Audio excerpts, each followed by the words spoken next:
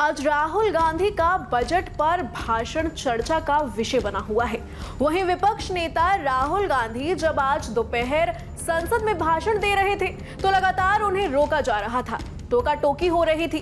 BJP मंत्री किरण रिजिजू ने भी उनको संसद के नियमों को लेकर टोका तो दोनों में हल्की नोकझोंक भी हो गई। बता दें कि संसद में जब कोई भाषण दे रहा हो या उसकी कार्यवाही में मौजूद हो तो उसको किन बातों का पालन करना चाहिए, इसे लेकर कुछ नियम भी हैं।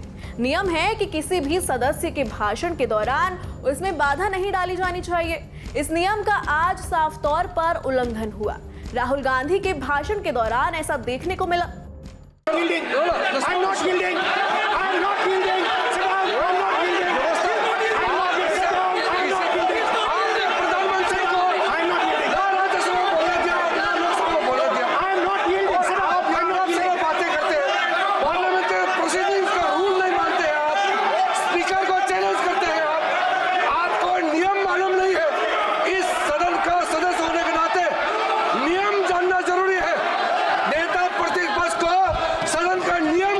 पता नहीं है, ये बहुत दुख की बात है।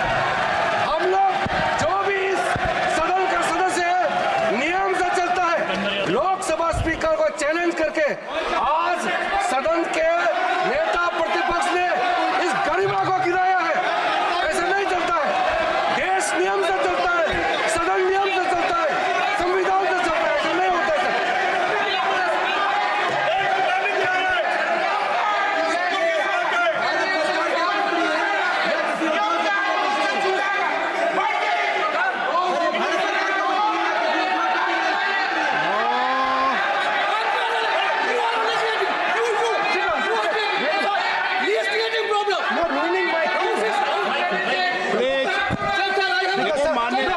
माननीय प्रतिपक्ष के नेता आपके सदस्य आपको नहीं बोलने देना चाहते।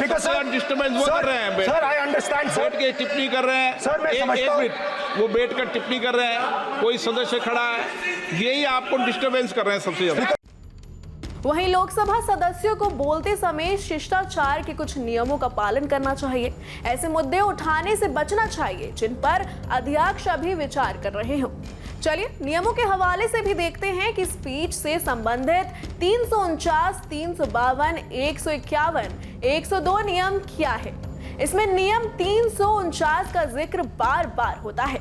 349(1) ये नियम कहता है कि किसी ऐसी किताब, अखबार, तस्वीर या पत्र को नहीं पढ़ा या दिखाया जाना चाहिए जिसका सदन की कार्यवाही से कोई संबंध नहीं हो।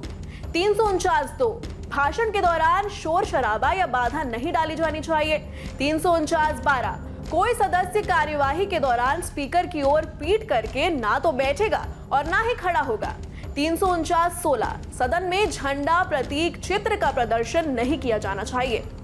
352 से जुड़े नियम बताते हैं कि बोलते समय क्या ध्यान रखना जरूरी है।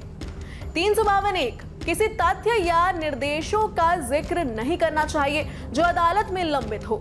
352(3) किसी भी सदस्य पर पर्सनल अटैक नहीं करना चाहिए। 352(6) राष्ट्रपति के नाम का इस्तेमाल नहीं किया जाना चाहिए। यहाँ तक कि किसी सरकारी अधिकारी का नाम भी नहीं लेना चाहिए, ना उसका नाम लेकर जिक्र जरूरी है। 352(11) यहाँ तक अगर आप लिखित भाषण लेकर आ रहे हो और उसको पढ़ना चाहते हो तो ऐसा तब तक नहीं कर सकते जब तक कि इसकी अनुमति स्पीकर से नहीं मिल जाए। 353 से जुड़े नियम बताते हैं कि कोई भी सदस्य स्पीकर को मंजूरी के बगैर किसी पर अपमानजनक टिप्पणी नहीं कर सकता।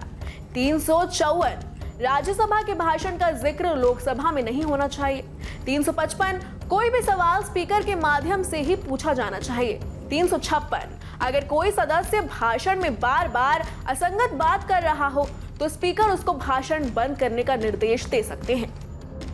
हालांकि नियम बने तो जरूर हैं, लेकिन हम ये देखते हैं कि आमतौर पर सदन में कार्यवाही के दौरान इन सभी नियमों को तोड़ने की प्रथा से ही बन गई है। अनुशासन की दृष्टि से अगर सदस्य ये नियम हल्के फुल्के तौर पर तोड़ते हैं तो नजरअंदाज ही किया जाता है, लेकिन ज्यादा हंगामा करने या तोड़फोड़ करने पर कार्रवाई की जाती है। अगर ये वीडियो आपको पसंद आई हो तो इस खबर को लाइक और शेयर जरूर करें और देश दुनिया की ऐसी तमाम खबरें देखने के लिए बने रहिए न्यूज नेशन के साथ। न्यूज नेशन अब व्हाट्सएप पर खबरों की ताजा अपडेट के लिए न्यूज नेशन के इस QR कोड को स्कैन करें।